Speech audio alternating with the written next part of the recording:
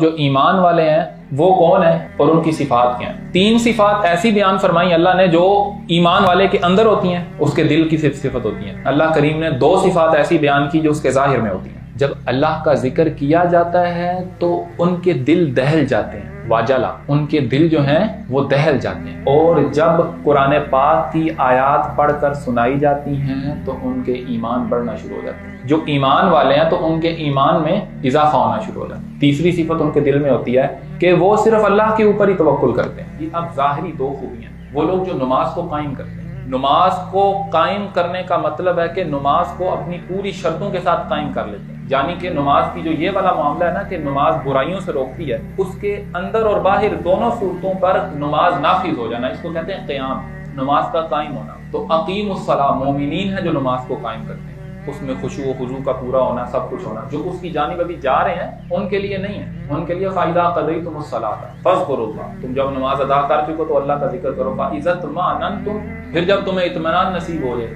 باطنی معنی کروں، جب تمہیں درجہ اطمینان آ جائے، ذکر قلب آ جائے، فَأَقِیمُوا الصَّلَاةَ، پھر تم نماز قائم کرو، کیونکہ پھر نماز قائم کرو گے تو وہ تمہارے پر نافذ ہوگی۔ تو وَالَّذِينَ يُقِيمُونَ الصَّلَاةَ، یہ وہ لوگ ہیں جو کہ نماز کو قائم کرتے ہیں۔ اور آخری صفت ہے وَمِمَّا رَزَقْنَاهُمْ، یہ صفت بھی مومنین کی صفت ہے کہ وہ اللہ کے دیے ہوئے رزق میں سے خرچ کرتے ہیں۔